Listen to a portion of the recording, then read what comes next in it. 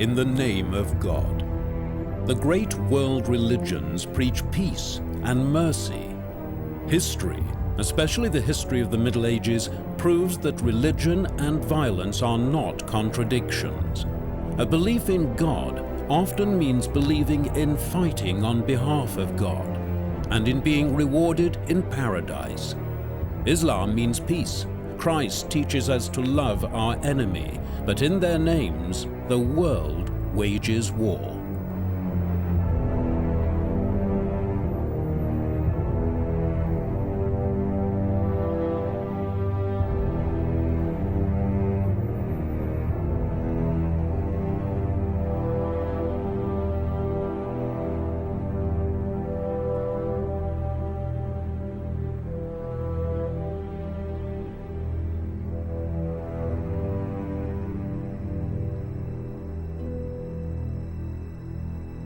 (1258). The unique and triumphal expansion of Islam has made it the religion of many peoples from Spain to Indonesia. But there is no Islamic empire, just as there is no Christian empire. Everywhere in the Middle Ages there are wars among princes and tribes. For half a century there have been crusades to the Holy Land. After Islam, Christianity too spreads to every corner of the world. The center of Islamic civilization is Baghdad, the most magnificent city on earth.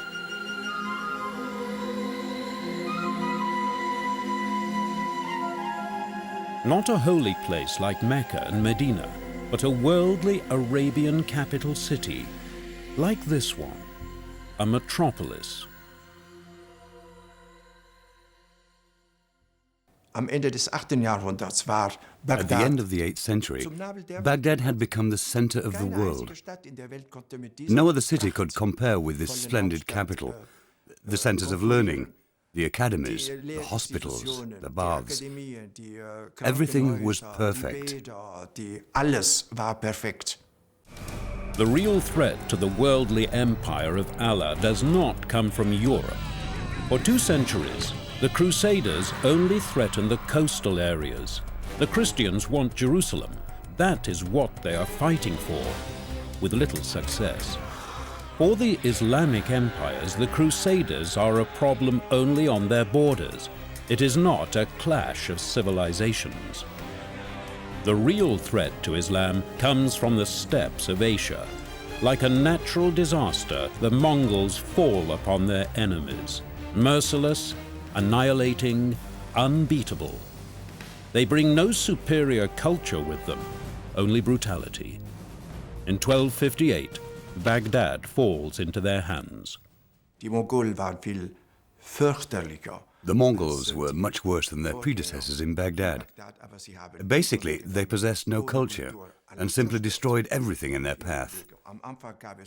At first, there was some religious tolerance, but the second phase of the Mongol rule was dreadful. The Mongols, mounted nomads, their wealth, herds of cattle. Revenge is their prime mover. Over the ages, the Mongols have lived by perfecting their herding skills. Drive the cattle together, cut the ones you want out of the herd, slaughter them. This turns them into perfect soldiers. In 1260, at Ain Chalut, they are defeated by the Arabs for the first time in history. They are forced to withdraw. The myth is destroyed. Das ist ja das Interessante bei den Mongolen gewesen. Sie sind ziemlich schnell. The really interesting thing about the Mongols is that they come storming over the horizon and conquer the Islamic territories pretty quickly, meaning that there's no time to evaluate the threat. Angerichteten Schaden mustern konnte. These Mongol rulers adapted relatively quickly to the local population, with the result that after only 40 years, the first Mongol empire on Islamic territory, the empire of the Ikhana, has already become Islamic. Auch nach 40 Jahren schon ein islamisches Reich geworden. Even today, Ain Chalut is the subject of heroic sagas and legends. The end of Mongol rule.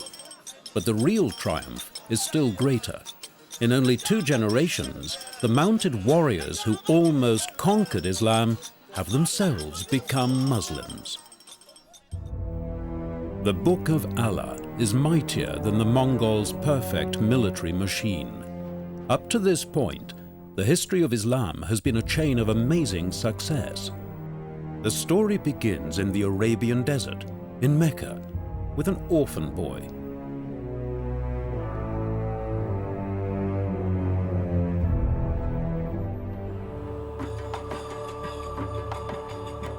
In the year 569, in what is now Saudi Arabia, Muhammad is born. After losing both parents, he grows up with his uncle and becomes a merchant and caravan leader. Then signs. A Christian monk foretells that Muhammad will become a prophet, and more than that, he will be the last, the ultimate prophet. He marries a 40-year-old woman, unusual for the time. It's a good marriage. His tribe, the Crusades, worship holy trees, stones, and many gods. When Muhammad is already over 40, the angel Gabriel appears to him for the first time. Muhammad, who is illiterate, receives a revelation from the angel in the form of the Quran. According to Islamic belief, the words of the Quran have always existed before the beginning of time, with God. The Quran is holy and unchangeable. Through it, Arabic, the language of a few desert tribes, will spread like the wind. The words of the Quran are so masterful, so forceful, that to this day they represent Arabic poetry in its most perfect form. Man hat sogar schon einmal It has even been said that the position of the Quran in Islam can really only be compared to the position of Jesus Christ in Christianity. Insofar as in Christianity, God became man, became flesh, incarnation, whereas in Islam, God became a book. So we can speak of an inlibration. Gott Buch geworden ist. Und insofern spricht man auch von einer Inliberation. To Muhammad are revealed the 5 pillars of Islam. There is no God but God, and Muhammad is his prophet. Every day, 5 prayers, alms for the poor, fasting during Ramadan, and the pilgrimage to Mecca. Muhammad is the last prophet, a perfect man, but still only a man. There are 28 prophets in the Quran, among them Adam and Abraham. For Muslims, Jesus is one of the prophets. Like Maria, he has a rather special place in the Quran, is known as the word and breath of Allah, and after his death is lifted up to God. Muslims do not believe in his crucifixion, saying that another was crucified in place of the prophet Jesus. The closely related Christian and Jewish religions were allowed to be practiced in Islamic empires. Christianity was similarly tolerant only in the later Crusader states. There was certainly an indirect awareness of certain common elements. For instance, from the early Middle Ages onwards, there are texts which repeatedly point out that, of course, Muslims too go all the way back to a common progenitor, Abraham. But that was not always seen as a positive argument or as representing a positive attitude towards Muslims. Perhaps it wouldn't be going too far to say that the Muslim religion was too similar to Christianity, and out of this similarity developed a degree of rivalry. If you want a comparison, consider that within Christianity, the nonconformists, the heretics, are often viewed as worse enemies than the proponents of a totally different religious community. Angehörige einer ganz anderen Glaubensgemeinschaft. After an initial period of rejection, Islam spreads throughout Arabia with increasing rapidity. In the year 632, Muhammad dies. He has no son. A quarrel breaks out about his successor, the Caliph. Shortly afterwards, Muslims split up into Sunnis, who believe that any devout Muslim can become their religious leader, and Shiites, who only recognized the leadership of direct descendants of Muhammad's family.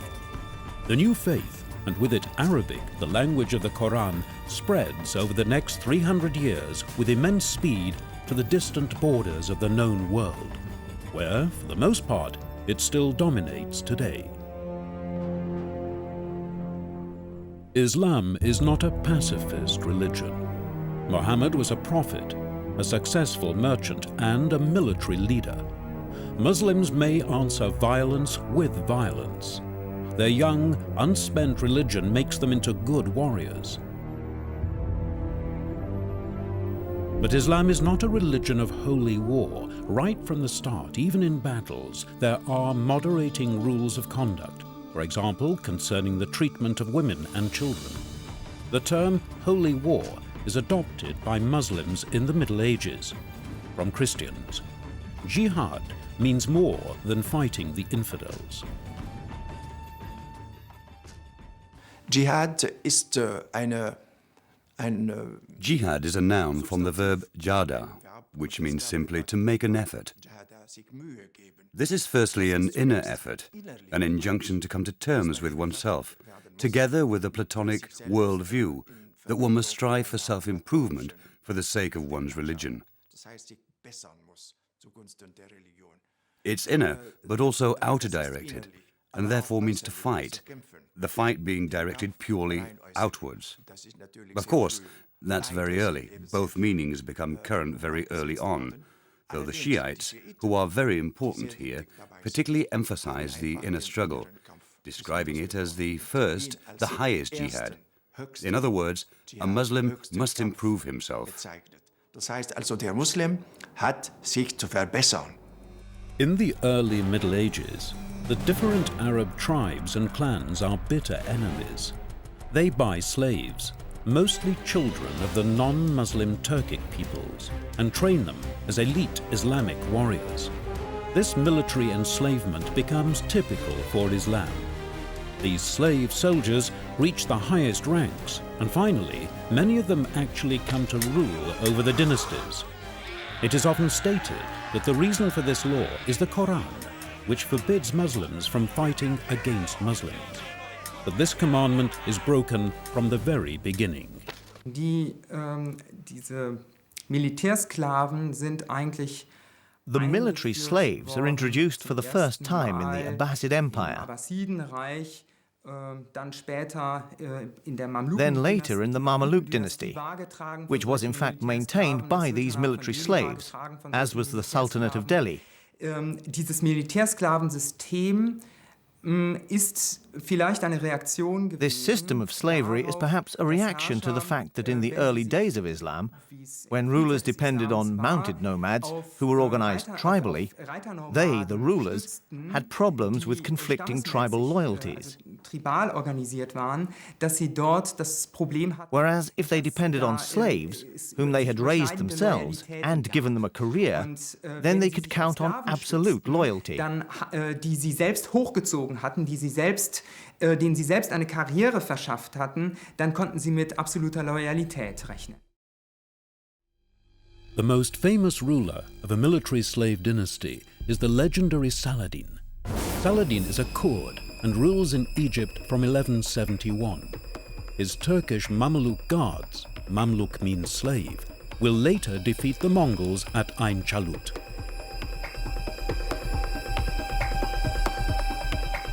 The system of military slaves continues even after the Middle Ages.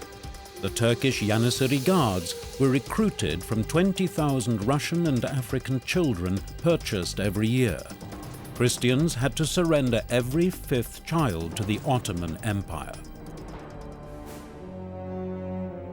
800 AD, the victorious military expansion of Islam brings with it not only war and the new faith, but also superior scientific knowledge and an advanced culture. The Arabs have become a seafaring nation. They make new discoveries in the fields of mathematics, astronomy, cartography and navigation, optics, chemistry, physics and medicine. Muslim Arabs now produce the best scientists of the Middle Ages. The instruction in the Quran to pray in the direction of Mecca at certain hours demands a precise knowledge of time and orientation. Sailors navigating towards a fixed destination are more interested in practical theories than in theological correctness. The Arabs learn from every culture they encounter. Their scholars discover the works of the Greek philosophers. The result is a unique flowering of knowledge, culture, and intellectual freedom. Arabic poetry, viewed with mistrust by the Quran, is a further driving force in this development. From this time, we have inherited such words as cipher, zero, algorithm, zenith, and our numbers.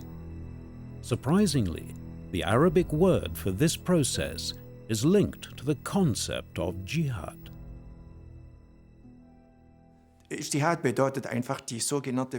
simply means to cultivate, to make fruitful everything one touches. In religion, in all disciplines, when one thinks of the great theologies, that means one must seek to innovate, not just to receive knowledge.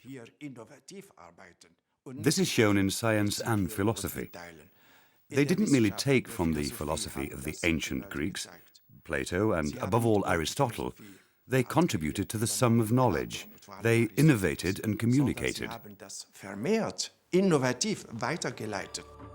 Avicenna, along with Averroes, the most important philosopher-scientist, writes medical textbooks which continue to be studied in Europe well into the 17th century, because there is nothing comparable in existence. The decline of this cultural and scientific flowering goes hand in hand with the growing power of orthodox theology. Aristotle's logic, one of the keys to scientific knowledge, is forbidden by the clergy. Philosophers become objects of contempt. The designs of Arab ships are copied by the Spaniards and Portuguese. Islamic knowledge is adopted. Around 1450, Europeans venture out into the Atlantic using Arab technology.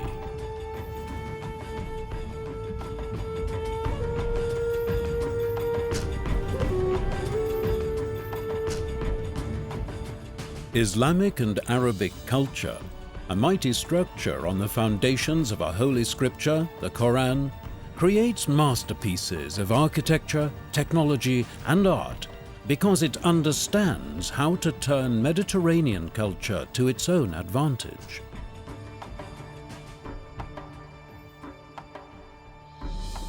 Die wichtigsten Zentren der antiken Wissenschaft waren ja gar nicht mal in The most important centers of ancient science were not in Greece itself at all. They were in Alexandria, that is, in Egypt, and partly in Syria. These were places where one could draw on traditions that were still cultivated in the land that created them. In Europe, it was a little different. Germany or France were certainly not centers of learning in antiquity. Ja auch in der Antike nicht Bildungszentren gewesen. Islam has overcome the barriers of clan and race. The Quran is a holy book from West Africa to Indonesia, a mighty culture. Its decline begins with the loss of intellectual freedom in the Middle Ages, with theological fossilization.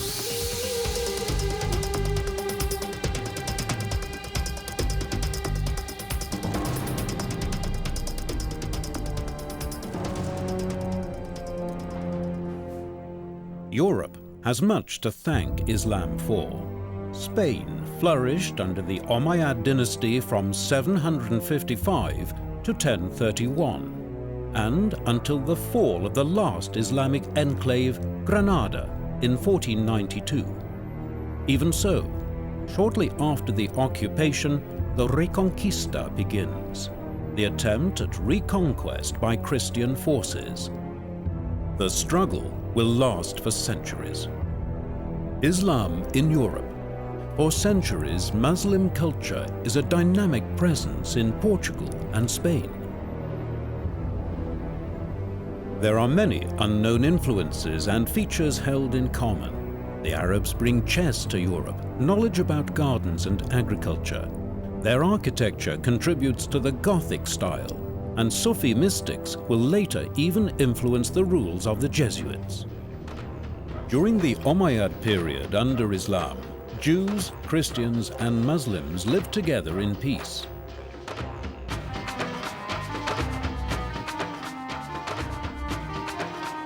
Christians are permitted to practice their faith. Islam respects both the Christian and Jewish religions, and in the Far East extends the same tolerance to Buddhism and Hinduism. Arts and crafts profit from Arabian knowledge. Damascus steel is just one example of Arabian skill in the working of metals. One of the most remarkable cultural sharings is knighthood.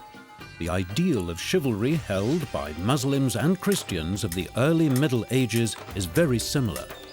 Even the notion of romantic devotion to a distant, unreachable lady is probably an invention of early Arabic poetry. The culture of the troubadour, from the poetry to the music, has its origins in Baghdad and migrates to France. Ja, also es gab schon ein Ritterideal und das findet man eben gerade There auch was bei a common diesem basis. syrischen, bei A dieser good syrischen example Verletzung is the Usama Syrian ibn Munkit, Usama ibn der Munkit, selbst Ritter war who was und himself auch, a knight, gerade and in used diesem this Punkt fact as a mit basis dem- of understanding mit dem in his meetings Frankenpaar. with the Franks. Das Rittertum war in gewisser Weise He had a lot of Verständigungsbasis respect und for the hatte Franks, because they were auf brave, Grundlage dieses Rittertums and auch because viel they also Respekt vor represented den this Franken, weil sie ideal of tapfer manhood. waren und weil sie, They im met, Grunde genommen, and in auch this dieses context felt very Männlichkeitsideal, close to each other. Vertraten. Und, He tells of many knights to da whom he traf man felt sich really tatsächlich. close, In dem Punkt fühlte man like sich sehr brothers. nah. Und He calls them berichtet auch my von vielen brothers, Rittern, denen my er friends. richtig nahe stand und die er als Brüder, als mein Bruder oder mein Freund bezeichnet. Nevertheless, for centuries the struggle is for domination, for the final victory over the enemy. Muslim culture is fought and defeated. Only then is it given due appreciation. Man kann sagen, dass nach Bagdad sicherlich Cordoba eine der After Baghdad, glänzendsten Städte Cordoba was dieser certainly Zeit one of the most ist. splendid cities of the time. Christliche For Norden example, zum in the Beispiel, 10th century, ein a Mönch visitor aus from the Lothringen Christian north, ist a monk im from 10. Lorraine, Jahrhundert travelled nach to Cordoba Cordoba. gereist, wohl He was als probably an envoy of Beauftragter King des Otto I, Königs Ottos I. and he's und impressed by the ist city's beeindruckt splendor, von its dieser size, Pracht, von and dieser also, it must be Größe said, by und the von power of the Caliph dieser in Cordoba. Gewalt, allerdings auch des Kalifen in However, Cordoba. the processes of cultural exchange are not so marked in the 10th century during the time of the caliphs. It's not until after the Spanish Reconquista, the reconquest of the Iberian Peninsula, which is mostly concluded by the middle of the 13th century, that we find a major process of cultural and literary exchange in Toledo or in Zaragoza. But in other cities too, works of antiquity, which had previously been translated in Syria, are now translated back into Latin with the help of Jewish translators. And so the whole of Aristotle finds its way into the universities, which at the start of the 13th century are just beginning to flourish in the Latin An West. die Universitäten, die ja zu Beginn des 13. Jahrhunderts dann im lateinischen Westen aufblühen. In Spain, the Muslim inheritance intermingles with the Christian culture. Europe can thank Islam for the return to its ancient roots.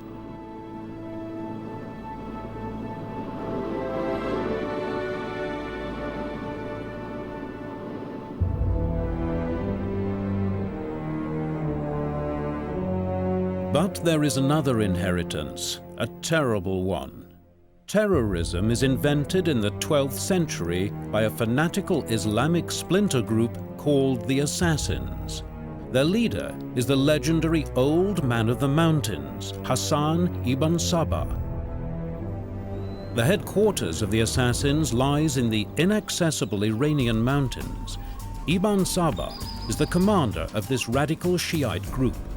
The Assassins have sworn an oath of loyalty unto death to their imam, and are held responsible for several hundred murderous attacks. Among them, murders paid for by Christian crusaders.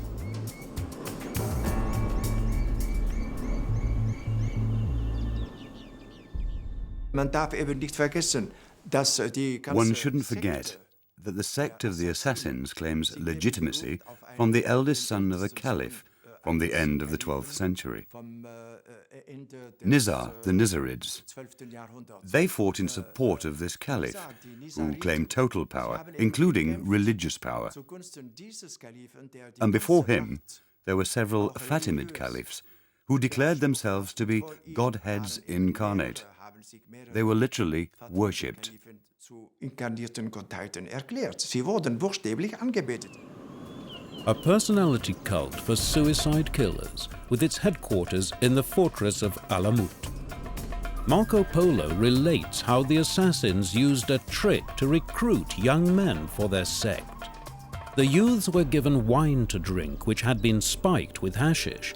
Soon they were in a state of intoxicated rapture. Then they were taken to the assassin's garden at the fortress of Alamut, where they were briefly allowed to enjoy all the temptations of the Muslim paradise. More was promised them as soon as they had carried out a murder for the sect. Terror funktioniert ja eigentlich so, dass man durch Abschreckung den Gegner dazu bringen möchte. Terrorism can be defined as intimidating one's opponent until he does, or doesn't do, certain things. Accounts we have about Rashid ad-Din Sinan, for example, how he dealt with Saladin, a contemporary, who was very powerful, indicate that Rashid ad-Din Sinan used a series of carefully calculated actions of this kind to dissuade Saladin from conquering the Ishmaelite territories. Davon abzubringen, die ismailitischen Gebiete zu erobern.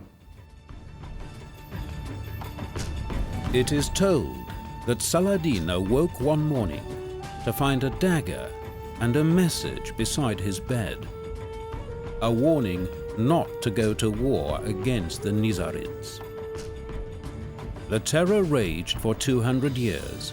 It was finally the Mongols in 1256 who destroyed the fortress of Alamut and killed all the assassins. War and terror in the name of Allah are not the inventions of our present age. Then, as now, terror in the name of Allah is an abuse of Islam.